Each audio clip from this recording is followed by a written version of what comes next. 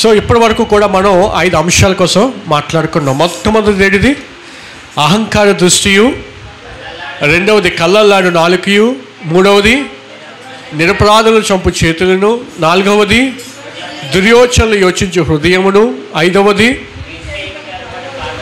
లేని వాటికి ఆ కీడు చేయుటకు త్వరపడి పరుగులెత్తు పాదములు. ఈ 5 అంశాలు కూడా మనం మాట్లాడుకున్నాం. మరి ప్రతి వారము కూడా దేవుడు తన పరిశుద్ధాత్మ శక్తి ద్వారా, పరిశుద్ధాత్మ ప్రేరేపణతో మనకి ఏ మాటలు అవసరమో, మనము పరలోకానికి వెళ్ళాలంటే ఎలా వెళ్ళగలమో దేవుడు సూటిగా స్పష్టంగా మన అందరితో కూడా మాట్లాడుతూ వచ్చాడు. మరి ఈ వారము 6వది లేని వాటికి పలుకు అబద్ధ సాక్షియు, అలాగే 7వది కూడా మనం ఈరోజు కంప్లీట్ చేద్దాం, అన్నదమ్ములలో జగడములు పుట్టించువాడును. 6వది లేని వాటికి పలుకు అబద్ధ సాక్షియు అంటే ఈ రోజున చాలామంది మాట్లాడుతున్నప్పుడు లేదా ఇతరులతో ఏదైనా ఒక సంభాషణ చేస్తున్నప్పుడు ఆ జరిగిన సంభాషణలో 2 నిజాలు ఉంటే 4 అబద్ధాలు ఉంటాయి. ఇది 2 నిజాలు ఉంటే 4 అబద్ధాలు. ఉన్నవి లేనట్టుగా, లేనివి ఉన్నట్టుగా పలికేవారు లేకపోలేదు. అయితే దేవుడు అంటున్నాడు, ఆ కార్యము జరగకుండా జరిగిందని, లేదా కొంతమంది ఏం చేస్తూ ఉంటారంటే వారు చెయ్యకపోయినా ఆ పని చేశానని, వారు అలా ఉండకపోయినా మేము అలా ఉన్నామని, లేనిది ఉన్నట్టుగా చెప్పేవారు కొంతమంది ఉంటారు. ఆఫీసెస్లో పనిచేస్తున్న వారు తమ మేనేజర్ ఇచ్చిన వర్క్ వారు కంప్లీట్ చేయకపోయినా సరే సార్ అడుగుతారు కాబట్టి ఏం చేస్తారు, సార్ మేము ఆల్రెడీ ఇన్ ప్రాసెస్లో ఉన్నాం, మేము ఆల్రెడీ చేసేస్తున్నాం, రేపటికి కంప్లీట్ అయిపోతుంది. నిజానికి ఆ వర్క్ కంప్లీట్ అవ్వదు, కానీ ఏం చెప్తారు, రేపటిలోగా కంప్లీట్ అయిపోతుందండి. నువ్వు పని చేయలేదు కానీ నీ యొక్క యజమానితో ఏమని చెప్తావు, పని చేస్తున్నావు అని చెప్తావు. నువ్వు పరిచర్యలో పాల్పంచవు కానీ ఇతరులతో చెప్పినప్పుడు ఏం చెప్తావు, నేను పరిచర్యలో పాల్పంచుకుంటున్నానని చెప్తావు. అలాగే మరికొంతమంది ఆత్మీయులు కూడా దారి తప్పిపోయే అతి భయంకరమైన సంఘటన ఏంటో తెలుసా, ఎవరైనా ఒకరు మనకి ప్రార్థన చేయమని చెప్పినప్పుడు మనం ప్రార్థన చేయము, కానీ మరలా వారు కనిపించినప్పుడు మనం ఏం చేస్తాము, మీ కొరకు ప్రార్థన చేస్తున్నాం బ్రదర్, మీ కొరకు ప్రార్థన చేస్తున్నాం సిస్టర్ అని చెప్పి అబద్ధాలు ఆడేవారు కూడా లేకపోలేదు. దేవుని వాక్యం సెలవిస్తుంది, యెహోవాకు హేయమైనది 6వది ఏంటంటే లేని వాటిని పలుకు అబద్ధ సాక్ష్యం. నువ్వు చేయకుండా చేశానని, ప్రార్థన చేయకుండా చేశానని, నువ్వు పని చేయకుండా పని చేసేసానని, నువ్వు ఇతరులతో ఏ విషయం అయితే చెప్పాలో నువ్వు చెప్పకుండా చెప్పేశాడని చెప్పి నువ్వు అబద్ధాలు చెప్పినట్లయితే అది నేనేం చేస్తుంది, నరకానికి తీసుకొని వెళ్ళిపోతుంది తప్ప నిన్ను పరలోక రాజ్యానికి తీసుకొని ఏమాత్రము వెళ్ళదు. బైబిల్ గ్రంథంలో వీటి కోసం కొన్ని విషయాలు ఉన్నాయి. అయితే ఈ లేని వాటికి పలుకు అబద్ధ సాక్షులు వాళ్ళలో కనిపించే కొన్ని గుణ లక్షణాలు నేను మీతో చెప్తాను. ఇలాంటి వ్యక్తులతో ఎక్కువగా కనిపించే లక్షణాలు ఏంటో తెలుసా, ప్రతిదానికి అబద్ధ సాక్ష్యాలు చెప్తారు. ఏం చెప్తారు అబద్ధ సాక్ష్యాలు అన్నమాట. వారి జీవితంలో ఆ కార్యం జరగకపోయినా సరే ప్రజలందరి ముందు కూడా అనేక మంది చూస్తున్నారని చెప్పి వారందరి ముందు కూడా ఏం చేస్తారు, గొప్ప పేరు పొందుకోవాలని, వారందరి ముందు ఒక మంచి పేరు రావాలని వారు ఏం చేస్తారు, ఆ కార్యము జరగకపోయినా సరే జరిగిపోయింది అని అబద్ధాలు చెప్తూ ఉంటారు. ఈ రోజున చాలా స్థలాలలోని పెద్ద పెద్ద మీటింగ్స్ జరుగుతున్నప్పుడు అది నిజంగా చెప్పడానికి నాకు చాలా బాధగానే ఉంది. మరి దైవజనులు అలా చేస్తున్నారో తెలియదు, లేదా ఆ గుంపులో ఉన్నవారు దేవుడికి మహిమ రావాలని చేస్తారో తెలియదు, లేదా వారు అక్కడ గొప్పగా ఆ స్టేజ్ మీద అందరికీ కనిపించాలని పనులు చేస్తారో తెలియదు, కానీ వాళ్ళు ఏం చేస్తారో తెలుసా, ఇప్పటి వరకు నాకు అనారోగ్యం ఉందండి, ఒక్క క్షణంలో పోయింది అంటాడు. ఇది ఇప్పటి వరకు నాకు అనారోగ్యం ఉంది, ఒక్క క్షణంలో నాకు పోయింది అంటాడు. పోనీ నిజంగా తగ్గిపోయిందా అంటే వాడు స్టేజ్ దిగిన తర్వాత మళ్ళా అనారోగ్య సమస్యతో బాధపడుతూనే ఉంటాడు. ఎవరి ముందు అబద్ధం చెప్తున్నారంటే అక్కడ ప్రజలందరూ కూడా కనిపిస్తున్నారు కాబట్టి ఆ ప్రజలందరి ముందు ఒక మంచి పేరు తెచ్చుకోవాలి కాబట్టి ఆ స్టేజ్ ఎక్కి ఏం చేస్తున్నాడు, ఒక అబద్ధ సాక్ష్యం. ఇప్పుడు ఇది ఒక విధంగా ఆలోచన చేయండి, ఆ విధంగా స్టేజ్ ఎక్కి కానీ లేదా దేవుడి మందిరంలో కానీ ఒక కార్యము జరగకుండా జరిగిపోయింది అని చెప్పి నువ్వు అబద్ధాలు ఆడడం వల్ల దేవుడికి మహిమ వచ్చేస్తుంది అని ఒకవేళ నువ్వు అనుకున్నట్లయితే నీ అబద్ధం వల్ల దేవునికి మహిమ ఏమాత్రము రానే రాదు. ఎందుకంటే అబద్ధాలకి జరగడవుడు ఎవడు? సాతానుగాడు. అబద్ధాలకు జరగడవుడు సాతానుగాడు. నువ్వు అబద్ధము చెప్పడం ద్వారా దేవునికి మహిమ వచ్చేస్తుంది అంటే ఆ మహిమ దేవునికి అవసరం లేనే లేదు. నువ్వు చెప్పే అబద్ధాల వల్ల దేవునికి మహిమ రాదు. దేవుడు ఏమంటున్నాడు? ఇందాక మనం చదువుకున్నాం కదా, కపటమైన నాలుక మనలో ఉండడానికి వీలు లేదు. అబద్ధాలు చెప్పే నాలుక మనలో ఉండడానికి వీలు లేదు. మనకు అర్థమైపోతుంది నిజమైన మాట ఏంటో, దేవుడు మాట్లాడిన మాట ఏంటో, దేవుడు మాట్లాడలేని మాట ఏంటో. ఇందాక అమ్మ సాక్ష్యం చెప్పింది. సంవత్సరం క్రితం ఆయన ఒక దర్శనం చూపించాడు. దర్శనం చూపించి ఆ దర్శనాన్ని ఈ సంవత్సరంలో ఆయన నెరవేర్చుకుని, ఎలాగంటే అది ఉట్టినే నెరవేరే విషయం కాదు. దేవుడు ఒక మాట ఇచ్చాడంటే ఆ మాట నెరవేరాలంటే దానికి ఒక ప్రాసెస్ ఉంటుంది. ఆ ప్రాసెస్ గుండా, ఆ యొక్క క్రమము గుండా వెళ్ళకుండా ఏది కూడా జరగదు. ఆషామాషిగా దేవుడు ఎవరికైనా వరాలు ఇచ్చేస్తాడా? ఆషామాషిగా దేవుడు ఎవరినైనా వాడేసుకుంటాడంటే బైబిల్లో ఎక్కడా కూడా అలా లేనే లేదు. దేవుడు మోషేతో మాట్లాడినప్పుడు మోషే ఆ కొండ మీద 40 దినాలు 40 పగళ్ళు 40 రాత్రులు మోషే ఆ కొండ మీద సీనాయి పర్వతం మీద ఉన్నప్పుడు ఆ 40 దినాలు గడిచిపోయిన తర్వాత దేవుడు తనకి 10 ఆజ్ఞల పలకను ఇచ్చాడు. దేవుడు ముందే మాట్లాడాడు మోషేతో. ఏమనంటే దేవుడు మోషేతో ముందే మాట్లాడాడు. ఏమని? నువ్వు నా ప్రజలను నడిపించాలి అని చెప్పినప్పుడు మోషే అన్న, ప్రభువా నాకు నోటి మాంద్యము గలవాడు, నేను సరిగ్గా మాట్లాడలేను, నత్తివాడు నా వల్ల కాదు అన్నప్పుడు దేవుడు అన్న, నువ్వు నడిపించాలి, నా నోటి మాటను నీకు తోడుగా ఉంచుతాడు అని దేవుడు చెప్పినప్పుడు వెంటనే నడిపించేశాడా మోషే? నో. ఆ మోషే నడిపించడానికి దేవుడు మోషేని సిద్ధపరిచాడు. ఎన్ని దినాలు తెలుసా? 40 దినాలు ఆ కొండ మీద ఉండిపోయి ఏమీ తినకుండా ప్రభు సన్నిధిలో ఉపవాసం ఉండి ఆ 40 దినాల తర్వాత ఆ కొండ దిగి వచ్చినప్పుడు దేవుడు ఏం చేశాడు? మోషేకి ఆ 40 దినాల తర్వాత 10 ఆజ్ఞల పలకను ఇచ్చి నా ప్రజలకు బోధించని దేవుడు మోషేకి ఆజ్ఞాపించాడు. యేసుక్రీస్తు ప్రభు వారు కూడా ఆయన పరిచర్య ప్రారంభించే ముందు ఆయన ఏం చేశాడో తెలుసా? 40 దినాలు ప్రభు సన్నిధిలో తండ్రి దగ్గర ఆయన ప్రార్థించుకొని తండ్రి దగ్గర సిద్ధపడి 40 దినాల తర్వాత ఆ కొండ దిగి వచ్చినప్పుడు ఆయన పరిచర్య చేసినప్పుడు గొప్ప అద్భుత కార్యాలు, ఆశ్చర్య కార్యాలు యేసుక్రీస్తు ప్రభు వారు చేశాడు. అలాగే ఏలియా భక్తుడు కూడా శత్రువులను జయించడానికి దేవుడు తనకి శక్తినిచ్చినప్పుడు ఏలియాకి దేవుడు ఏం చెప్పాడు తెలుసా? నువ్వు ఇంకనూ వెళ్ళవలసిన ప్రయాణము చాలా ఉంది కాబట్టి నువ్వు ఎక్కడే ఉండని చెప్పి దేవుడు ఒక స్థలంలో ఉంచినప్పుడు 40 దినాలు 40 రాత్రులు 40 పగళ్ళు ఏలియా కూడా ప్రభు సన్నిధిలో గడుపుతాడు. ఆ 40 దినాలు గడిచిపోయిన తర్వాత దేవుడు అంటాడు, నువ్వు కష్టపడాల్సిన, నువ్వు ప్రయాసపడవలసిన ప్రయాస ఇంకా చాలా ఉంది, ఇప్పుడు ముందుకు వెళ్ళు, నేను నీకు విజయం దయచేస్తాను అని చెప్పి దేవుడు చెప్పాడు. దేవుడు ఏ ఒక్కరికి కూడా సింపుల్ వేలో కానీ ఒక ఈజీ ప్రాసెస్లో కానీ ఆశీర్వాదాలు ఇచ్చే దేవుడు కాదు. ప్రతి దానికి ఒక క్రమం అనేది, ఆ క్రమంలో ఎప్పుడైతే మనం వెళ్తామో అప్పుడే దేవుని యొక్క దీవెనలు మనము పొందుకుంటాం. ఎప్పుడో చూపించిన దర్శనాన్ని దేవుడు ఏం చేశాడు? అది నెరవేరుస్తున్నాడు. అది నెరవేరాలంటే ఖచ్చితంగా దేవునితో కొంత సమయాన్ని గడపాలి.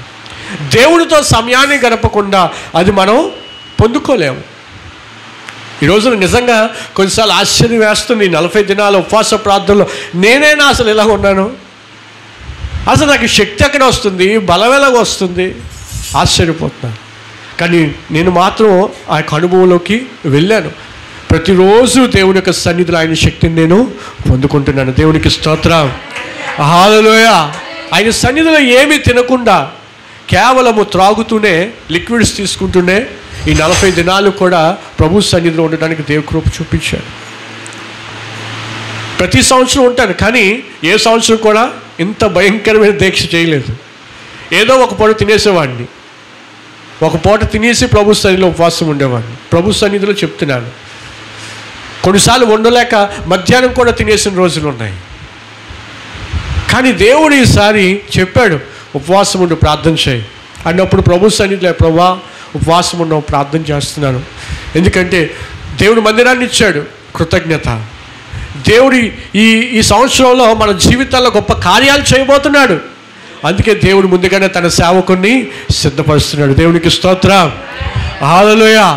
సో మనం ఏదైతే చేస్తున్నామో అది మాత్రమే చెప్పాలి, కానీ లేని దానిని మనం ప్రభు సన్నిధిలో చెప్పడానికి వీలులేదు. దానివల్ల ఏమవుతుందంటే లేనిపోని కష్టాలు మన జీవితాల్లో ఖచ్చితంగా కొని తెచ్చుకుంటాం. కొంతమంది గొప్పలకు పోయి ఏం చేస్తారో తెలుసా, లేనివి కూడా ఉన్నట్టుగా చెప్తారు, కొంతమంది ఉన్నవి లేనట్టుగా చెప్తారు. దానివల్ల ఏమవుతుంది, లేనిపోని కష్టాలు కొని తెచ్చుకుంటాం. ఒకసారి బైబిల్ గ్రంథంలో చూద్దాం. అయితే ఒకవేళ అలా చెప్తే బైబిల్ ఏం చెప్తుంది?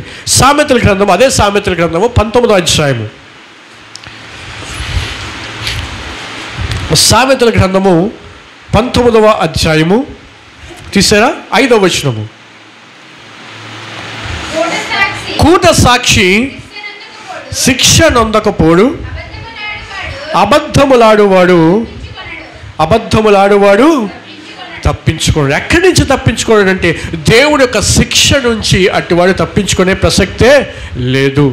దేవుడు ఎంత ప్రేమ కలిగిన వాడు అంటే నీ కొరకు తన ప్రాణమైనా ఇవ్వడానికి వెనుకాడలేదు. కానీ నువ్వు దేవుని సన్నిధిలో దేవుడి బిడ్డగా పిలువబడుతూ నువ్వు నీ యొక్క జీవితము అబద్ధాలతో గడిపినట్లయితే ఖచ్చితంగా దానికి తగిన శిక్ష మాత్రము నువ్వు అనుభవించక తప్పదు.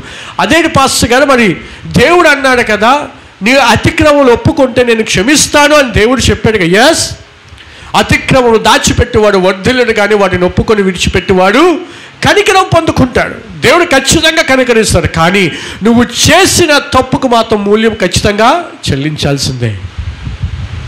క్షమిస్తాడు మరన్నుడు ఆయన జ్ఞాపకం చేసుకో, కానీ నువ్వు చేసిన తప్పుకు మూల్యం మాత్రం చెల్లించాలి. దావీదు దేవుని యొక్క హృదయానుసారుడే. దావీదు తప్పు చేశాడు.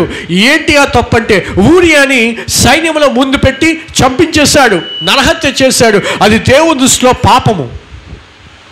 అయితే దేవుడు దావీదుని కనికరించాడా, కనికరించలేదా? ఒప్పుకొని విడిచిపెట్టేసినప్పుడు దేవుడు దావీదుని క్షమించాడా లేదా? క్షమించేశాడు. కానీ తాను చేసిన పాపానికి మూల్యం చెల్లించాడా, చెల్లించలేదా? ఒక వ్యక్తిని, ఒక నిర్దోషిని ఏం చేశాడు? సైన్యంలో ముందు పెట్టి చంపించేశాడు. దానికి ఫలితం ఏంటో తెలుసా? తన సొంత కుమారుడినే కోల్పోయాడు దావీదు. మోషే, దేవుడు అన్నాడు నేను వాగ్దానం చేసిన దేశంలోకి నేను మిమ్మల్ని పంపిస్తానన్నప్పుడు మోషే కొన్ని సందర్భాల్లో ఆ అడవి గుండా వెళ్తున్నప్పుడు ప్రజలను నడిపిస్తున్నప్పుడు చాలాసార్లు దేవుడి మీద సొనుక్కున్నాడు. చాలాసార్లు నిజంగా మనం వెళ్తామని చెప్పి అనుమానించాడు దేవుణ్ణి. దానికి ఫలితం ఏంటో తెలుసా? ఏ దేవుడైతే మోషేకి చెప్పాడో తన ప్రజల్ని కనాను దేశానికి తీసుకొని వెళ్తాడని చెప్పి ఆ నాయకుడే ఆ కనాను దేశానికి వెళ్లకుండా చేసేసాడు దేవుడు. కొన్నిసార్లు మోషే కోసం ఇది ఆలోచిస్తున్నప్పుడు చాలా బాధేస్తుందండి. దేవుడు ఒక వ్యక్తిని ఎన్నుకొని 6 లక్షల కార్బలాన్ని దేవుడు ఆ ఒకే వ్యక్తి చేత నడిపించినప్పుడు ఏ నాయకుడైతే నడిపించాడో దేవుడు ఆ నాయకుడు కూడా తీసుకెళ్ళలేదండి ఆ దేశానికి. కారణం ఏంటో తెలుసా? మోషే చేసిన తప్పు, అనుమానించాడు దేవుణ్ణి. అంతా బాగానే ఉంది మోషే జీవితంలో, అనుమానించాడు. దేవుడికి ఎవరైనా ఒకటే, దేవుడికి ఎవరైనా ఒకటే. నువ్వు బాగా వాడబడిపోతున్నావు, నువ్వు తప్పు చేస్తే దేవుడు ఊరుకుంటాడు అనుకున్నావు, ఏమాత్రం ఊరుకోడు. నువ్వు ఎలాంటి వాడవైనా సరే, ఎంత గొప్పగా వాడబడిపోతున్నా సరే, నువ్వు తప్పు చేసావంటే దేవుడు నిలదీస్తాడు, మర్చిపోవద్దు. దేవుడి దృష్టిలో అందరూ ఒకటే. ఆయన పరిశుద్ధుడు, ఆయన దగ్గర పాపానికి ఏమాత్రము చోటు లేదు. దేవుడు అంటున్నాడు కోట సాక్షి శిక్షను తప్పించుకొనడు, అబద్ధములాడువాడు తప్పించుకోలేడు. ఈరోజు ఆత్మీయులుగా పిలువబడుతున్న మనము ఏ విషయంలోనైనా సరే, కొంతమంది ఉంటారు ప్రతిదానికి అబద్ధాలు అలవాటే, ప్రతిదానికి అబద్ధాలు అలవాటే. పిల్లలతోనే అబద్ధాలు చెప్పేస్తారు, తల్లిదండ్రులతో అబద్ధం చెప్పేస్తారు, సంఘంలో అబద్ధాలు మాట్లాడతారు, సేవకులతో అబద్ధాలు చెప్పేస్తారు, పని చేసే చోట అబద్ధాలు చెప్తారు, వ్యాపారం చేసే చోట అబద్ధాలు చెప్తారు, డబ్బుల విషయంలో అబద్ధాలు చెప్పేస్తారు. ఎలా పడితే అలాగా అబద్ధాలు చెప్పారు. అబద్ధాలు చెప్పడదే వారు కుదురుగా ఉండలేరు. దేవుడు అంటున్నాడు లేని వాటిని పలికితే అది దేవునికి అసహ్యకరమైనది. మరి కొంతమంది ఉంటారు నిజం తెలుసుకోకుండా మాట్లాడతారు. అక్కడ ఏం జరిగింది, అసలు ఎందుకు ఆ పరిస్థితి ఏర్పడింది, అదేమీ ఆలోచించరు. ఏం చేస్తారు? నోటికి ఏదొస్తే అది మాట్లాడేస్తారు. నేను ఆల్రెడీ ఒకసారి చెప్పాను, కొంతమంది ఎలా మాట్లాడతారు, స్ట్రైట్ ఫార్వర్డ్ అండి నేను అంటాను. ఏంటంట స్ట్రైట్ ఫార్వర్డ్ అంట, ముక్కు సూటిగా మాట్లాడేస్తాను. ఏం ఉంచుకోండి, నేను మొహం మీద కడిగేస్తాను. కడిగే మంచిదే, కానీ నీ బుద్ధి ఎలా ఉందో ముందు చూసుకో. ముందు నువ్వు ఎలాంటి వాడు ఆలోచించు, నువ్వు ఎలాంటి దానివో ఆలోచించు. నీ భక్తే అంతంత మాత్రం, నువ్వు జీవించే ప్రార్థనా జీవితమే అంతంత మాత్రం. నీలోనే బోలెడు లోపాలు ఉన్నాయి. పైపెచ్చి ఏమంటావు? స్ట్రైట్ ఫార్వర్డ్ అండి నువ్వు. Very good, straight forward. ముందు నీ లోపాలు సరి చేసుకో. ముందు దేవుడి సన్నిధిలో నువ్వు సరి చేసుకో, అప్పుడు స్ట్రైట్ ఫార్వర్డ్గా మాట్లాడు, ముక్కు సూటిగా మాట్లాడు. ఎవడేమంటుంది? మంచిదే ముక్కు సూటిగా మాట్లాడడం, కానీ మొదట ఏం చేయాలి? నిన్ను నువ్వు సరి చేసుకో. నన్ను నేను సరి చేసుకున్నప్పుడు నేను మాట్లాడాలి.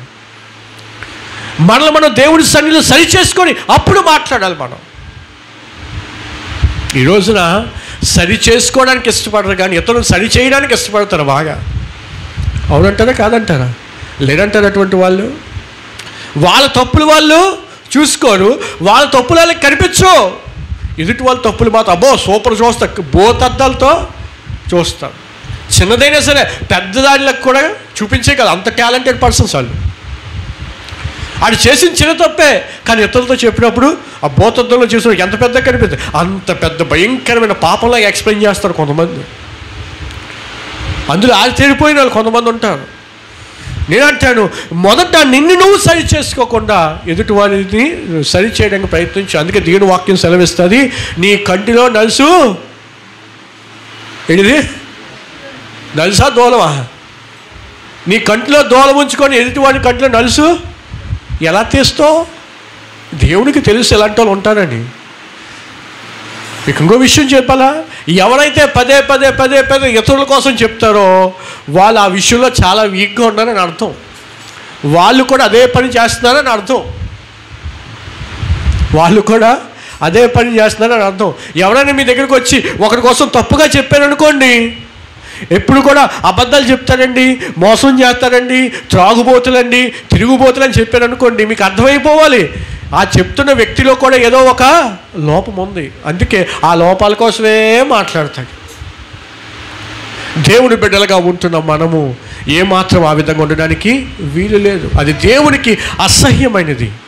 మరొకసారి దేవుని సేవకునిగా మనం చేస్తున్నాం. మన సంఘములో ఏ ఒక్కరు కూడా లేని వాటిని ఉన్నట్టుగా, ఉన్నవి లేని విధంగా మాటలు మార్చేసి పలకడానికి వీలు లేదు. అది దేవునికి అసహ్యమైనది. ఇంకా దేవుడు ఏం చెప్తున్నాడు చూద్దాం. అదే సామెతల గ్రంథము 21వ అధ్యాయము, సామెతల గ్రంథము 21వ అధ్యాయము 28వ వచనము, 21వ అధ్యాయము 28వ వచనము. కోట సాక్షి నశించును, విని మాట్లాడువాడు సత్యము పలుకును. కోట సాక్షి అంటే ఏంటో తెలుసా? అబద్ధాలు చెప్పేవాడు, అబద్ధ సాక్షి అని అర్థం. కోట సాక్షి అంటే ఏంటిది? అబద్ధ సాక్షి అని అర్థం. అబద్ధ సాక్షి ఏంటంట? నశించిపోతాడు ఎప్పటికీ నాడు. ఒకరి మాటలు మరికొందరు ఉంటారు, అక్కడ జరిగింది ఇక్కడ జరిగింది, అక్కడెక్కడో జరిగింది ఇక్కడ తీసుకొని వస్తాడు. వీడు కూడా డేంజరే. అలాంటి వారితో కూడా బహు జాగ్రత్తగా ఉండండి. లేక ఆ పరిస్థితి జరగకపోయినా, ఆ స్థితి రాకపోయినా సరే అది జరిగిపోయినట్టుగా వాళ్ళు అలా అన్నారండి, వాళ్ళు ఎలా చేశారండి అని చెప్పి ముందుగానే అడ్వాన్స్డ్ పీపుల్ అన్నమాట వీళ్ళు. ఎవరు? అడ్వాన్స్డ్ పీపుల్ అన్నమాట. జరగకముందే చెప్పేస్తారు. దేవుడు అంటున్నాడు, కోట సాక్షి నశించిపోతాడు.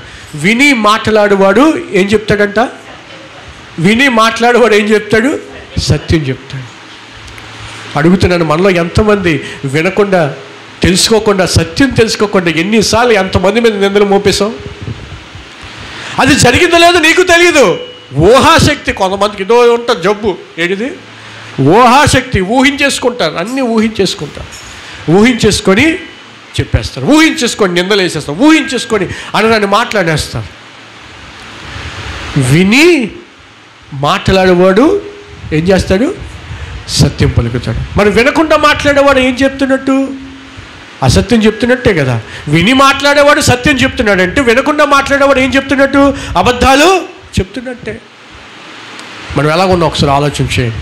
అలాగే దేవుడు ఆజ్ఞ ఇచ్చాడు మనకి. ఏమని ఇచ్చాడు ఆజ్ఞ? అబద్ధములు ఆడద్దు. ఇచ్చాడా లేదా? ఇచ్చాడా? నిర్గమాకాండం 20వ అధ్యాయం 16వ వచనం. నిర్గమాకాండము 20వ అధ్యాయము. నీ పొరుగువాని మీద అబద్ధ సాక్ష్యము పలకకూడదు. ఇచ్చాడా దేవుడు ఆజ్ఞ?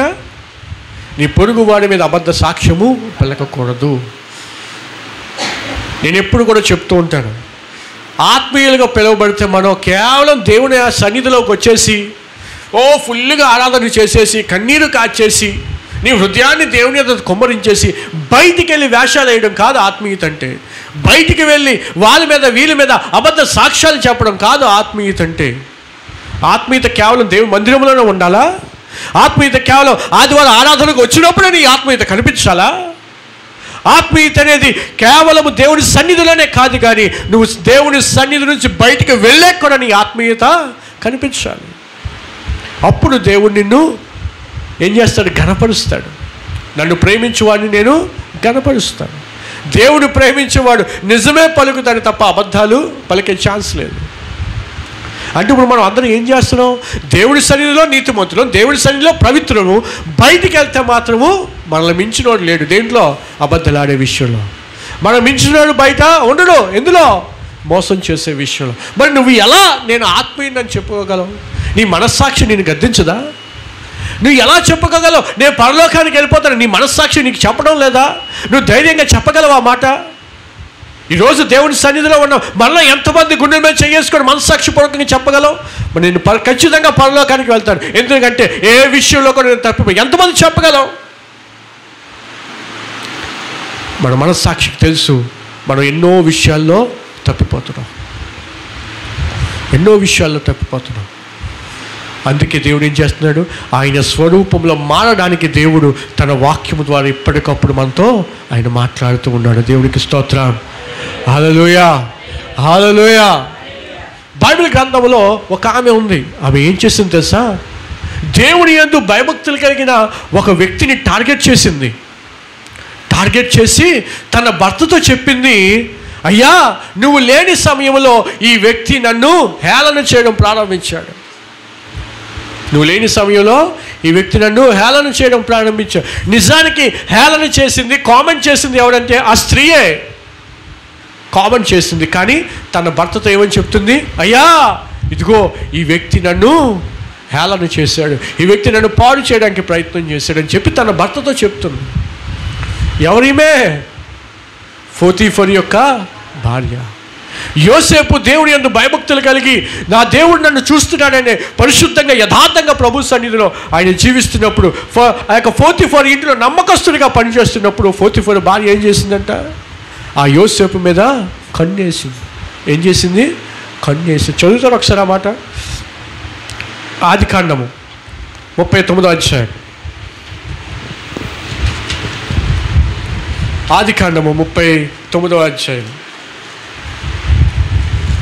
తీసారా?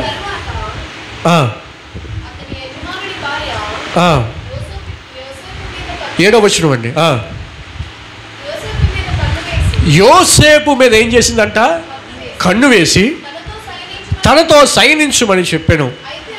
అయితే అతడు ఒప్పక నా యజమానుడు తనకు కలిగినదంతయు నా చేతికి అప్పగించింది కదా, నా వశమున తన ఇంటిలో ఏమి ఉన్నదో అతడు ఎరుగడు.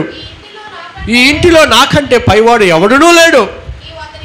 నీవు అతని భార్యవైనందున నిన్ను తప్ప మరి దేనిని నాకు అప్పగింపక ఉండలేదు. కాబట్టి నేను ఎట్లు ఇంత దోష కార్యమును చేసి దేవునికి విరోధముగా పాపము కట్టుకుందునని తా యజమానుని భార్యతో అనేను.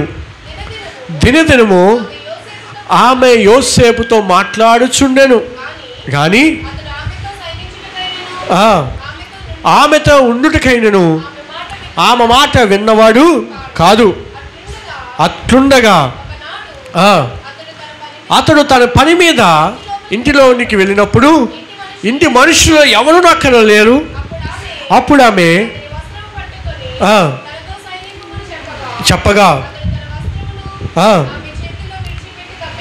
విడిచిపెట్టి తప్పించుకొని బయటికి పారిపోయి, ఎవరు పారిపోయారు చెప్పండి? పోతీఫరు భార్య పారిపోయిందా లేదా యోసేపు పారిపోయాడా? యోసేపు పారిపోయాడా?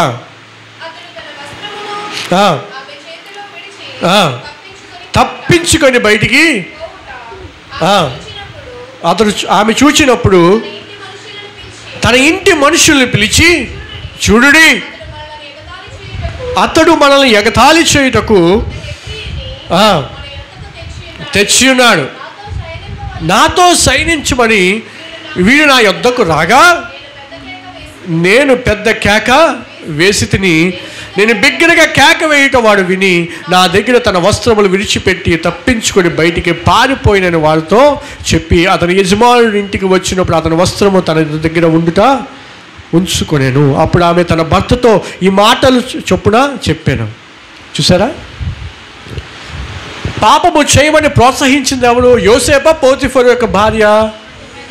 చెప్పాలి, పోతీఫరు యొక్క భార్య. పాపము చేయమని చెప్పింది ఎవరు? పోతీఫరు యొక్క భార్య. అక్కడ నుండి తప్పించుకునేది ఎవరు? యోసేపు. ఇప్పుడు తన ఇంటివాడు అందరితో చెప్తుంది ఎవరు? పోతీఫర్. ఏమని చెప్తుంది? యోసేపే నా మీద కన్నేసింది ఎవరు? పోతీఫర్ యొక్క భార్య. ఇతను ఆ యజమానితో ఆ రాజ్యంలో ఉన్నవాడు అందరితో చెప్తుంది. ఏమని చెప్తుంది? యోసేపే నా మీద కన్నేశాడు, యోసేపు తనతో సైనించమన్నా, యోసేపు నన్ను హేళన చేయడానికి వచ్చాడు.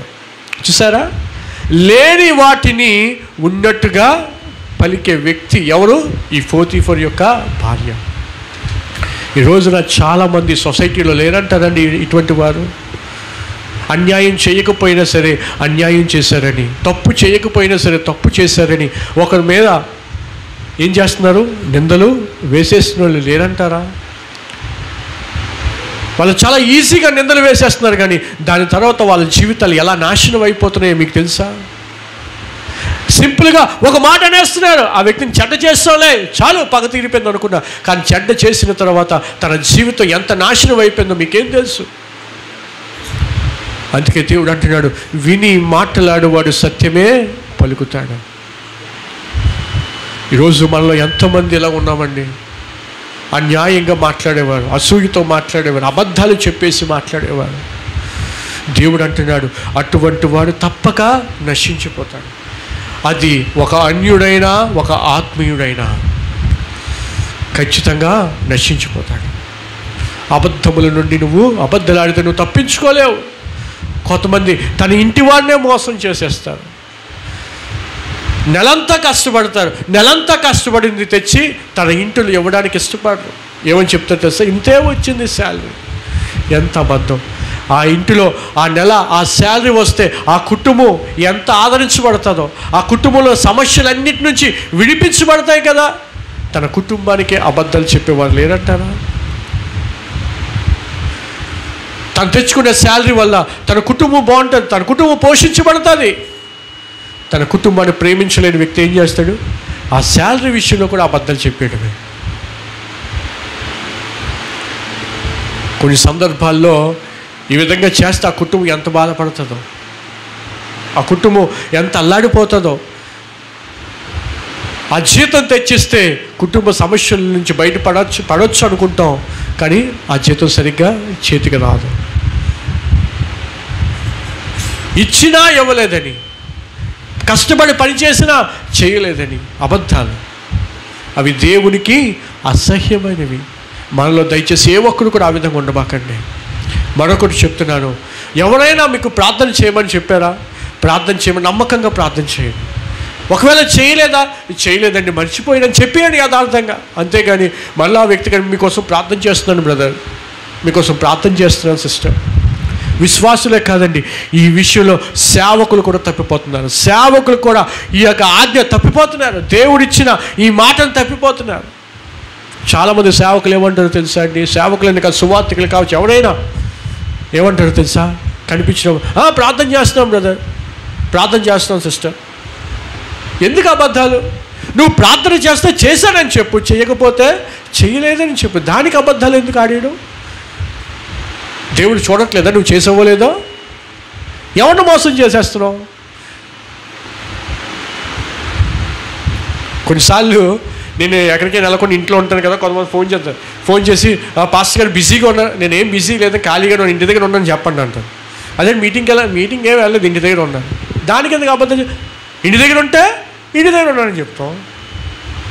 కొన్నిసార్లు మా ఫ్రెండ్స్ కూడా ఫోన్ చేస్తారు, బిజీగా ఉన్నావా, ప్రేయర్ చేసుకున్నా. ప్రేయర్ ఏం చేయట్లేదు, ఇంటి దగ్గర ఉన్నాను. బైబిల్ చదవట్లేదు, ఖాళీగానే ఉన్నాను చెప్పండి. ఒకవేళ నిజంగా చేస్తే ఖచ్చితంగా చెప్పేది, బైబిల్ చదువుతున్నాను తర్వాత ఫోన్ చేయండి, ప్రార్థనలో ఉన్నాను తర్వాత చేయండి. దానికి ఎందుకు అబద్ధాలు చెప్పాడు? ఇప్పుడు నేను అడిగాను అనుకోండి మిమ్మల్ని, మీరు ఇంటి దగ్గర నా కోసం ప్రార్థన చేస్తున్నారండి, చేస్తున్నారా లేదా? చేస్తున్నారా? నిజంగా చేస్తే ధన్యులే, దేవుడు మిమ్మల్ని దీవించును గాక. ఖచ్చితంగా సంఘముగా ఉంటున్న మీరు మీ సేవకుని కొరకు మీరు ఖచ్చితంగా చెయ్యాలి ప్రార్థన. తెలుసా మీకు ఆ విషయం? సంఘముగా ఉంటున్న మీరు మీ సేవకుని కోసం ఏం చేయాలి? ప్రార్థన చేయాలి. అది మీ బాధ్యత. ఎందుకంటే నీ సంఘ కాపరి నీ కొరకు ఇక్కడ దేవుని సన్నిధిలో వేడుకుంటున్నప్పుడు ఆయన యోగక్షేమాల కోసం మీరు ప్రార్థన చేయాలి, ఆయన కుటుంబం కోసం మీరు ప్రార్థన చేయాలి. ఒకవేళ మీరు ప్రార్థన చేయట్లేదు అనుకో, మిమ్మల్ని ఏమంటారో తెలుసా? మీరేనే కాదు, ఏ సంఘస్థులైనా తన సేవకు కొరకు ప్రార్థన చేయకపోతే ఆ సంఘాన్ని ఏమంటారో తెలుసా? నమ్మక ద్రోహులు అంటారు. ఏమంటారు? నమ్మక ద్రోహులు. ఎందుకంటే సేవకుడు మీ కొరకు కన్నీరు కారుస్తూ, సేవకుడు నీ కొరకు ఉపవాసాలు ఉంటూ, సేవకుడు నీ కొరకు ప్రభు సన్నిధిలో వేడుకుంటున్నప్పుడు, విజ్ఞాపనలు చేస్తున్నప్పుడు నువ్వు నమ్మకంగా ఆ సేవకుని కొరకు, ఆ సేవకుని కుటుంబం కొరకు నువ్వు ప్రార్థన చేయకపోతే నేనేమంటారు? నమ్మక ద్రోహులేనంటారు. కాబట్టి దేవుని సేవకునిగా చెప్తున్నాను, ఏ సేవకుడైనా మిమ్మల్ని ప్రార్థన చేయమని ఖచ్చితంగా ప్రార్థన. నేను ఎప్పుడు మీతో చెప్తాను, నా కోసం ప్రార్థన చేయండి. అదేం తప్పేం కాదు.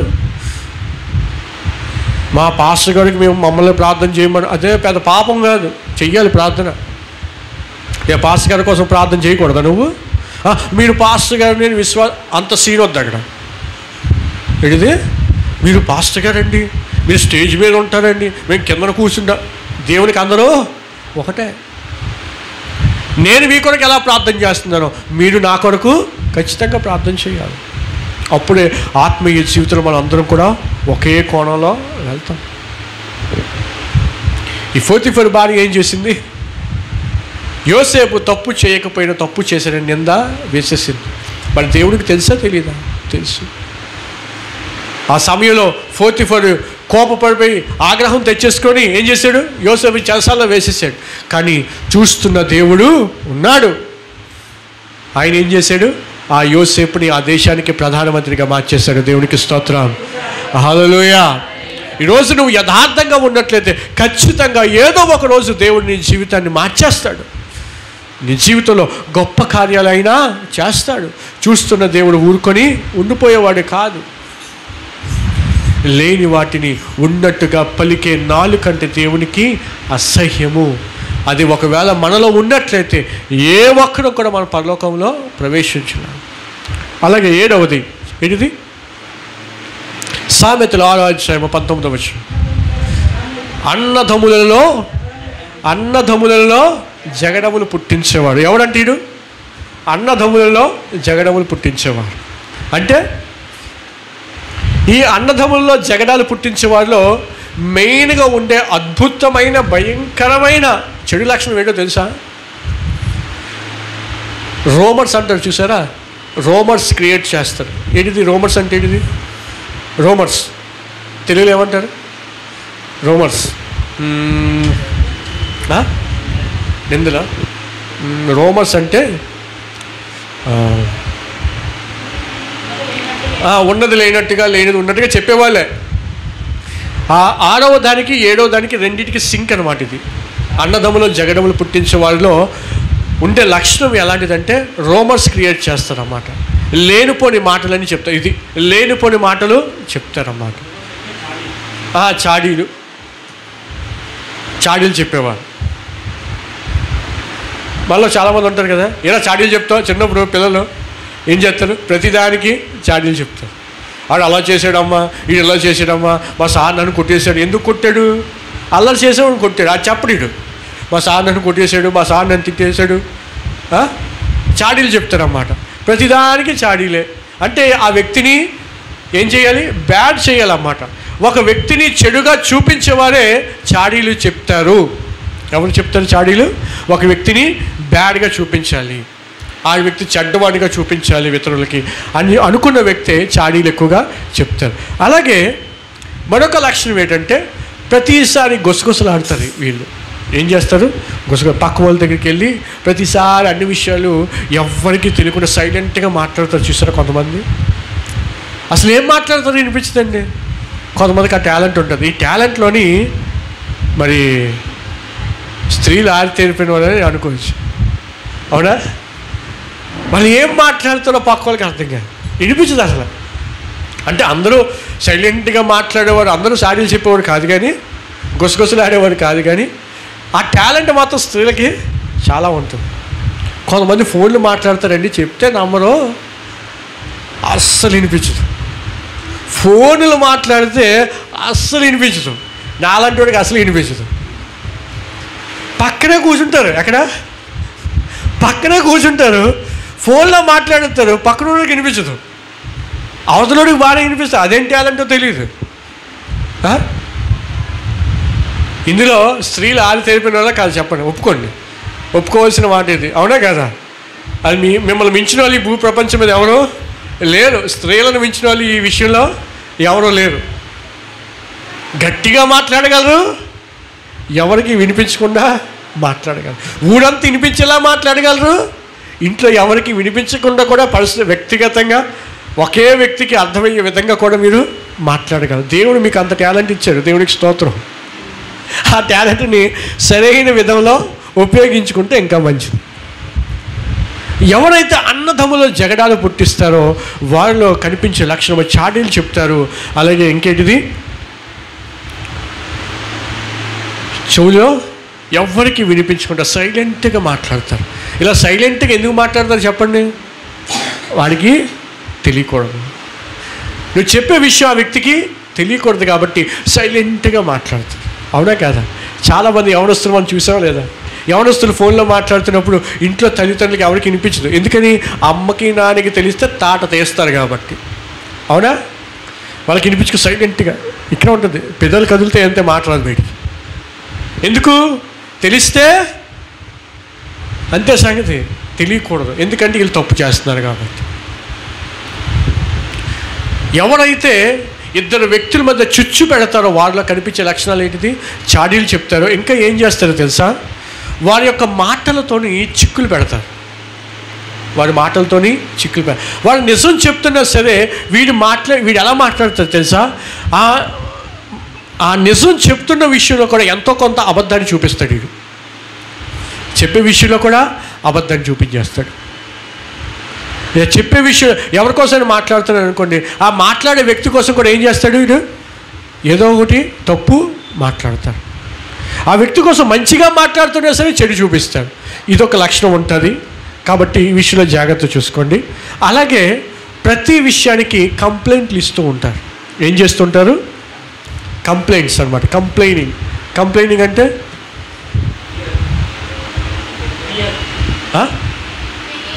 ఫిర్యాదు. ఎస్, ఫిర్యాదు. మా నాన్నకి ఆ ఇంగ్లీష్ టు తెలుగు ట్రాన్స్లేషన్ బాగా వచ్చి.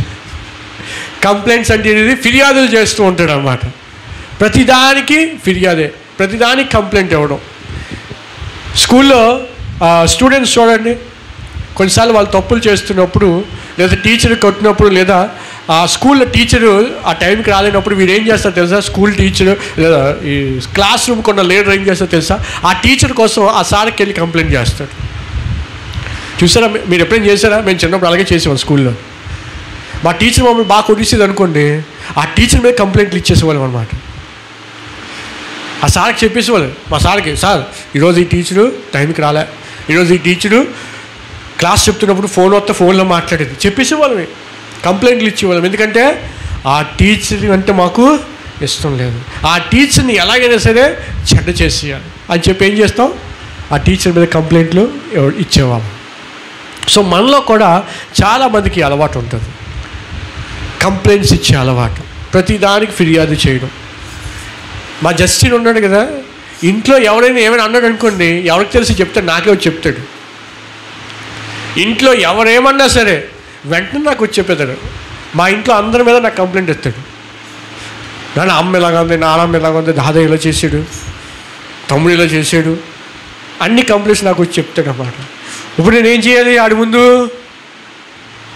ఏం చేయాలి? ఎందుకు ఇలా చేశాడని చెప్పి తిట్టాలన్నమాట. అప్పుడే సాటిస్ఫై అవుతాడు. ఇలా కొంతమంది ఉంటారు, వాళ్ళు సాటిస్ఫై అవడం కోసం ఏం చేస్తాడు? కంప్లైంట్స్ రైజ్ చేస్తూ ఉంటారు అన్నమాట.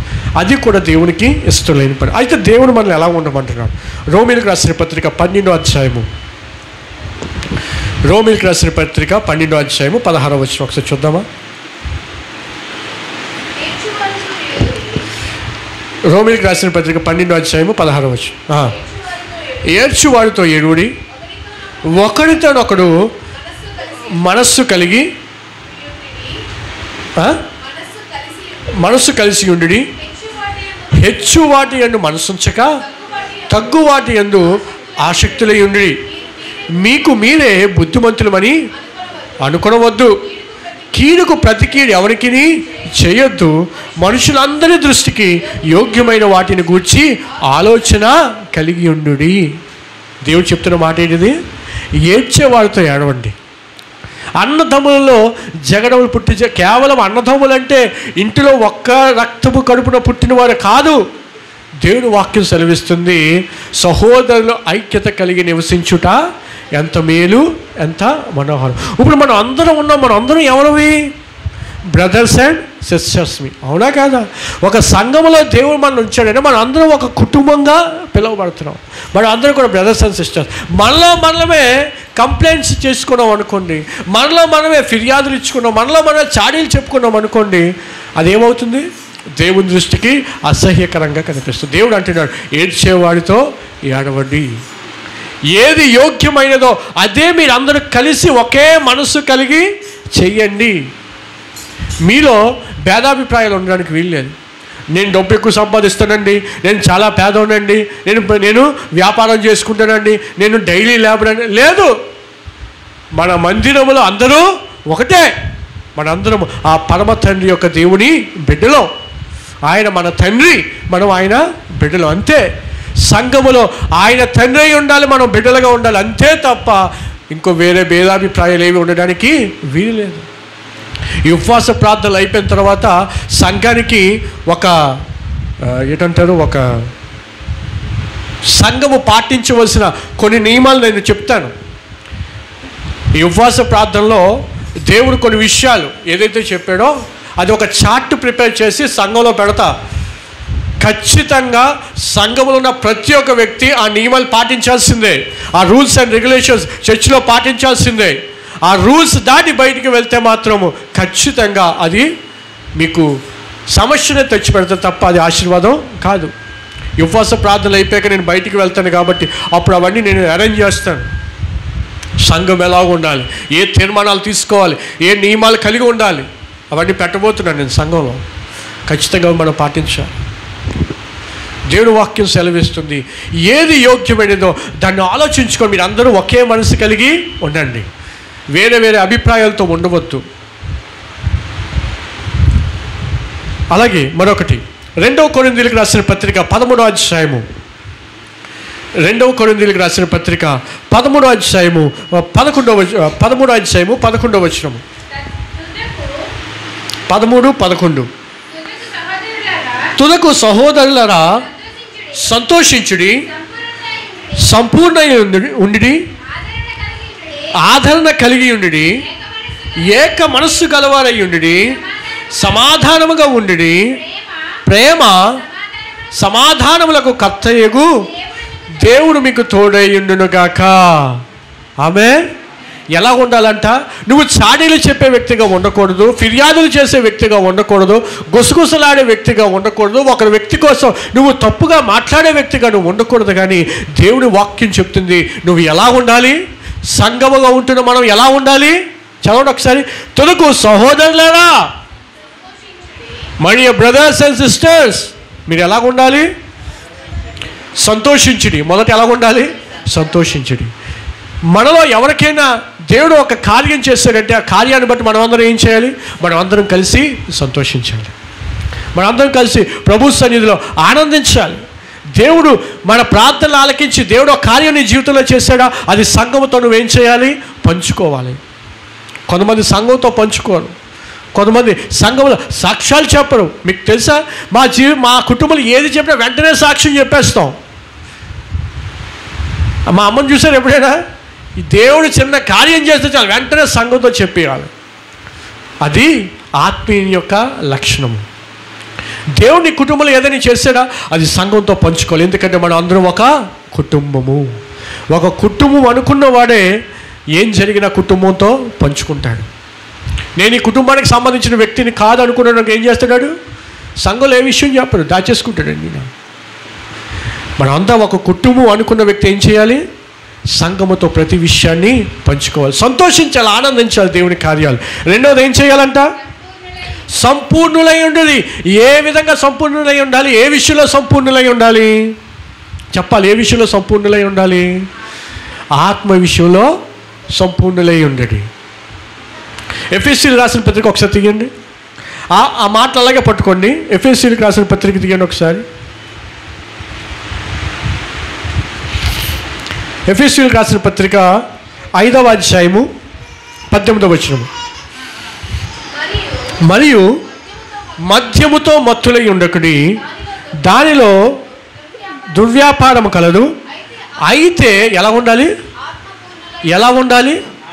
హలో, ఎలా ఉండాలి? ఆత్మపూర్ణులై ఉండుడి. సంపూర్ణంగా ఉండండి అంటే దాని అర్థం ఏంటంటే ఆత్మీయులుగా మీరు ఉండండి, ఆత్మపూర్ణులై ఉండండి అని అర్థం. మొదటి ఎలా ఉండాలంట? మొదటి ఎలా ఉండాలి? సంతోషంగా ఉండాలి, అందరం కలిసి సంతోషంగా ఉండాలి. రెండోది అందరము సంపూర్ణమైన ఆత్మీయ జీవితాన్ని కలిగి ఉండాలి. మూడవది ఆదరణ కలిగి ఉండండి. దేవుడు ఒక కార్యం చేసినప్పుడు ఎలాగైతే అందరూ సంతోషిస్తున్నారో మీ జీవితంలో కానీ, మన జీవితంలో కానీ, నా జీవితంలో కానీ, మీ వ్యక్తిగత జీవితంలో కానీ ఏదైనా ఒక సమస్య వచ్చినప్పుడు, ఆదరణ కోల్పోయినప్పుడు మన సంఘం అంతా ఎలా ఉండాలి? ఆ కుటుంబానికి ఆదరణ పంచే కుటుంబంగా ఉండాలి. మొదట సంతోషంగా ఉండండి, ఆత్మపూర్ణులై ఉండండి. మూడవది ఏడిది? హలో, ఏడిది? ఆదరణ కలిగి ఉండండి. ఒక కుటుంబంలో ఏదైనా కీడు సంభవించినప్పుడు మనందరం కూడా ఆ కుటుంబానికి ఆదరణ కలిగించాలి. ఆ విధంగా మనం ఉండాలి. నెక్స్ట్, ఏక మనస్సు కలవారై ఉండండి. ఏదైనా ఒక కార్యము లేదా ఒక కార్యక్రమము సంఘంలో జరుగుతున్నప్పుడు మీరు ఎలాగ ఉండాలి? ఏక మనస్కులై ఉండాలి. చూడండి, చర్చ్ కన్స్ట్రక్షన్ జరిగింది. చర్చ్ కన్స్ట్రక్షన్ జరుగుతున్నప్పుడు దేవుడు మనకి ఏం చేశాడు? మన అందరి హృదయాలను ప్రేరేపించి మన అందరం కూడా ఏక మనసుతో ఈ మందిరాన్ని కట్టడానికి ముందుకు వచ్చామా లేదా? ఆర్థికంగా మన అందరం ముందుకు వచ్చాము, దేవుని సన్నిధిలో విత్తాము. అందరూ మన సంఘంలో ప్రతి ఒక్క వ్యక్తి విత్తాడు. ఎందుకంటే మనలో ఏకాత్మ ఉంది కాబట్టి. అదే ఏకాత్మ లేదనుకోండి, ఏక మనసు లేదనుకో ఏం చేస్తాం తెలుసా? వాళ్ళు ఇచ్చారులే మనకెందుకు, వాళ్ళు స్పాన్సర్ చేశారులే మనకెందుకు అనుకుంటామో లేదా? ఈ రోజున సంఘమంతా కలిసి ఈ మందిరాన్ని కట్టే మంది ఇది నాది అనడానికి లేదు. ఎక్కడ ఈ మందిరం ఎవరిది? దేవుడు మనకిచ్చిన మందిరము, సంఘము ఆరాధించుకోవడానికి దేవుడిచ్చిన మందిరం ఇది. ఏక మనసులై ఉండుడి. తర్వాత ఏంటంట? సమాధానముగా ఉండండి. ఒక్కడితో ఒకడు సమాధానంగా ఉండండి. ఎవరి మీద కోపం ఉండడానికి వీల్లేదు, ఎవరి మీద అసూయ ద్వేషాలు ఉండడానికి వీల్లేదు. సమాధానంగా ఉండండి, ప్రేమ కలిగి ఉండండి. ఎలా ఉండకూడదు? నువ్వు అన్నదమ్ముల మీద జగడాలు చెప్పే వ్యక్తిగా నువ్వు ఉండకూడదు. ఎలా ఉండాలి? ఆత్మీయ పూర్ణులై ఉండాలి. అది ఒక ఆత్మీయ యొక్క లక్షణం. ఈ రోజున 7 అంశాలు యెహోవాకు అసహ్యములైనవి 6 కలవు, 7 ఆయనకి హేయములే. యెహోవాకు హేయకరమైనవి 6 కలవు, 7 ఆయనకు అసహ్యంలే. చూసారా? ఈ 7 లక్షణాలు ఎప్పుడైతే మనలో ఉండవో మనం ఎలా ఉంటాము? దేవుని రాజ్యంలో ప్రవేశిస్తాం. ప్రకటన గ్రంథం తీయండి ఒకసారి. ఫైనల్గా అది చూపించి నేను ముగిస్తాను ఈ మాటలు. ఎవరు చూపిస్తారు నాకు ఆ మాట? దొంగలు, గర్వాంధులు, అబద్ధములు చెప్పేవారు పరలోక రాజ్యంలో ప్రవేశించరనే మాట ఎవరు చూపిస్తారు నాకు? ఫాస్ట్గా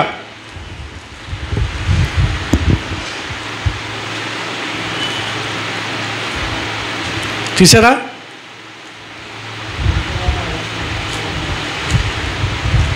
కనిపించలేదా?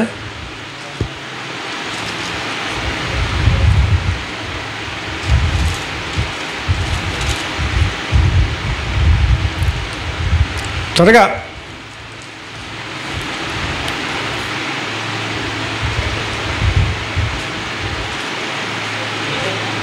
తీసారా? చదువు.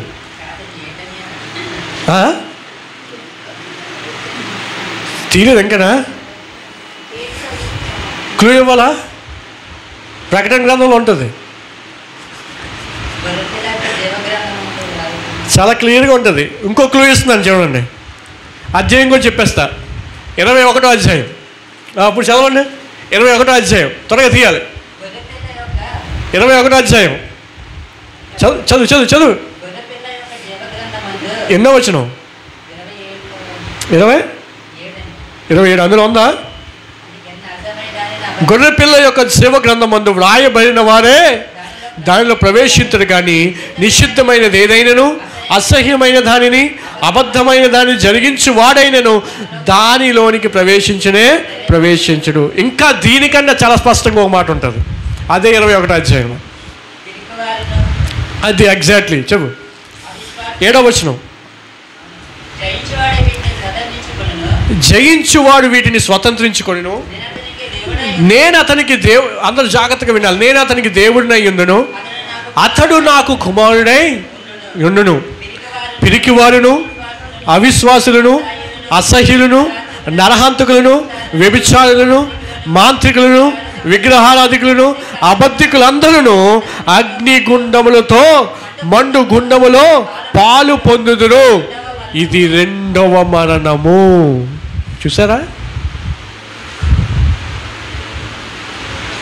ధర్మశాస్త్ర గ్రంథంలో ఏదైతే ఉందో, యెహోవాకు అసహ్యమైనవి 6 కలవు, 7 ఆయనకు హేయములు. అవి ఇందులో ఉన్నాయా లేవా? చెప్పాను మీకు, అందుకే లాస్ట్లో ఉంచాను ఈ మాట. లాస్ట్లో మీకు చెప్తే అర్థమవుతుందని. నువ్వు యేసు ప్రభువుని నమ్ముకున్నావు, వెరీ గుడ్. అయితే నీలో ఒకవేళ ఇవి ఉన్నట్లయితే యేసు ప్రభువుని నమ్ముకొని నీకు ఉపయోగం లేదు. ఉన్నాయి లేదా బైబిల్లో క్లియర్గా? 2వ మరణాన్ని వాళ్ళు పొందుకుంటారు. మొదటి మరణం ఏంటిది? ఈ లోకయాత్రను ముగించేసావు, మొదటి మరణం. 2వ మరణం ఏంటి సార్? నీ ఆత్మకు మరణం. ఈ యొక్క నరకము నుండి నేను తప్పింపబడాలంటే నీలో ఇవేమీ ఉండకూడదు. అందులో మొదటి ఏంటిది? పిరికివారు. దేవుని సువార్త చేయడానికి పిరికి, దేవుని సువార్త చేయడానికి ముందుకు రారు, ప్రార్థన చేయడానికి పిరుకోలు, వాక్యం చదవడానికి పిరుకోలు, దేవుని పరిచర్య చేయడానికి సిగ్గు. మరికొంతమంది ఏం చేస్తారో తెలుసా? కనీసం వస్తూ బైబిల్ కూడా చేతితో తెచ్చుకోలేని వారు చాలామంది ఉన్నారు. ప్రతిదానికి సిగ్గే. ఇంకేమనుంది? అవిశ్వాసులు, దేవుని యందు విశ్వాసము లేని వారు కూడా పరలోక రాజ్యంలో ప్రవేశించలేరు. ఆ తర్వాత అసహ్యులు.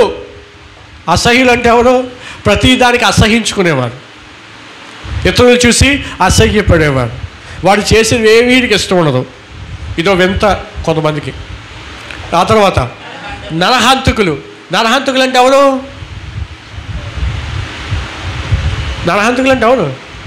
మీరు పక్కలు చూపెడుతున్నారు ఏంటి? నరహంతకులు ఎవరంటే పక్కలు చూపెడుతున్నారు ఏంటి? నరహంతకులు అంటే ఎవరు? అనొచ్చు, ఫాస్ట్గా మేము ఎవరైనా హత్య చేయలేదండి. నోటి మాట చాలు మీకు. మన నోటి మాట ఇతరుల్ని చంపేస్తుంది. నరహంతకులను, వ్యభిచారులను దేవుడు అంటాడు.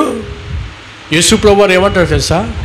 వ్యభిచారము చేయొద్దని నేను మీకు చెప్పాను కదా, అయితే మీ కంటి చూపుతో పాపము చేసినది వ్యభిచారంతో సమానమే అంటాడు.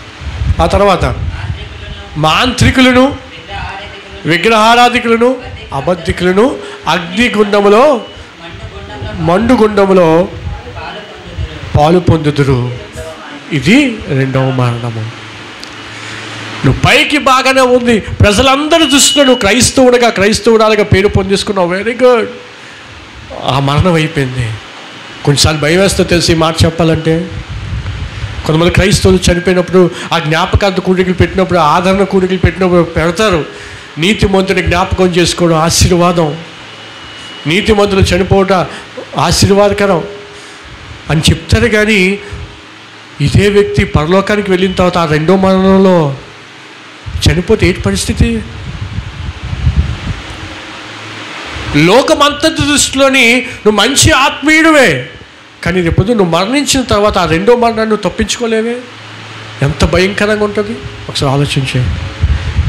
మనం రెండో మరణాన్ని కూడా తప్పించుకోవాలి. దేవుడు అట్టి కృప మనకు అనుగ్రహించును గాక. ఆమేన్. నమ్మినోళ్ళు ఆమేన్ చెప్పండి, ధైర్యంగా చెప్పండి ఆమేనని. ఆ రెండవ మరణాన్ని మనం అందరం కూడా తప్పించుకుందుముగాక. ఇది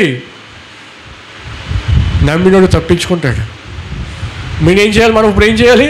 ప్రభా రెండవ మరణం నేను పడ్డానికి వీరలేదు, నాలో పిరికితనం ఉండకూడదు, సిగ్గు ఉండకూడదు, అవిశ్వాసం ఉండకూడదు, నరహత్యలు చేసే విధంగా నేను ఉండకూడదు, నా నోటి మాటతో ఒకరిని గాయపెట్టకూడదు. కొంతమంది ఉంటారు నోటి మాటల చేత గాయపరుస్తారు, నోటి మాటల చేత ఏడిపించేస్తాడు. వాడికి ఖచ్చితంగా నరకమే, అందులో నో డౌట్. ఎందుకంటే అందులో ఉంది బైబిల్లో. మీరు అనొచ్చు, ఎక్కడుంది పాస్టర్ గారు నరహత్య చేయొద్దనుంది, మరి నోటి మాటతో ఎక్కడ ఉంది చూస్తారా? నాకు ఎలాంటి చూపించడం గొప్ప ఇంట్రెస్ట్. చూడండి,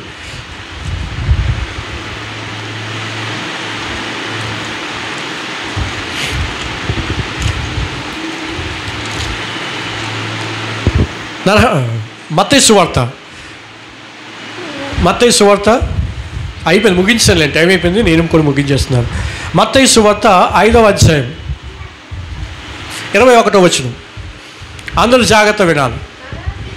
నరహత్య చేయవద్దు, నరహత్య చేయవాడు విమర్శకు లోనగునని పూర్వీకులతో చెప్పబడిన మాట మీరు విన్నారు కదా. నేను మీతో చెప్పినది ఏమనగా, తన సహోదరుని మీద కోపపడు ప్రతివాడు విమర్శకు లోనగును, తన సహోదరుని చూచి వ్యర్థుడా అని చెప్పువాడు మహాసభకు లోనగును, ద్రోహి అని చెప్పినవాడు ఏంటంట, ద్రోహి అని చెప్పేవాడు నరకాగ్నికి లోనగును. చూసారా, ధర్మశాస్త్రంలో చెప్పబడింది కదా నరహత్య చేయొద్దని. అయితే యేసు ప్రభు ఏం చెప్పాడు? నీ నోటితో ఇతరులే ఒరే నువ్వు పనికిరానోడురా అని అన్నా నీకు తీర్పు ఉంటుంది, జాగ్రత్త. అందుకే మన నోటితో ఎప్పుడు ఆశీర్వాదపు వచనాలే పలకాలి, కానీ అబద్ధములు కానీ సరసోక్తులు కానీ ఇవేమి పలకడానికి వీల్లేదు. ఇతరులు బాధ పెడుతున్నావా మాటలతోని, అయితే నీకు నరకమే. దేవుడు వాక్యం చెప్తుంది, నేను కదండి నన్ను ఏమనకండి, నాకు దీనికి సంబంధం లేదు. దేవుడు వాక్యం చెప్తుంది కానీ మీకు చెప్తున్నా అంతే తప్ప మీకు మాకు వ్యక్తిగతంగా ఏమీ శత్రుత్వం ఏమీ లేదు. బైబిల్ చెప్తుంది, నేను మీకు బోధిస్తున్నాను అంతే. కాబట్టి మాటలు మాట్లాడుతున్నవాడు బహు జాగ్రత్తగా మీ మాటలు ఉంచుకొని మాట్లాడితే అది మనకి ఆశీర్వాదం. ఇప్పుడు అర్థమైందా? యెహోవాకు అసహ్యం. అందుకే నేను టైటిల్ ఏం పెట్టాను, పరలోకానికి నిన్ను వెళ్లకుండా చేసే 7 గుంటనాకలు. ఆ 7 గుంటనాకలు ఉన్నాయి, ఇందులో ఉన్నాయా ప్రకటన గ్రంథంలో? అది కాబట్టి దేవుడు ఖచ్చితంగా చెప్పేశాడు, మీరు పరలోక రాజ్యానికి వెళ్లకుండా ఆపేసే ఉన్నాయి, అవి మీలో ఉండడానికి వీల్లేదు. కాబట్టి ఈ సమయంలో ప్రభువుని అడుగుదామా? మనం అందరూ కూడా ప్రార్థన చేద్దాం. ఒకవేళ మనలో ఈ యొక్క 7 లక్షణాలలో ఏమైనా ఉన్నట్లయితే, చాలా విషయాలు మనం నేర్చుకున్నాం ఈ యొక్క 7 లక్షణాల ద్వారా. ఈ 7 కాదు, మన ఆత్మీయ జీవితాలకు ఉపయోగపడే మాటలు అనేకమైనవి మనం నేర్చుకున్నాం. ప్రభు సన్నిధిలో ప్రార్థన చేద్దాం. ప్రభువా, వీటన్నిటి నుంచి నన్ను విడిపించిన ఆయన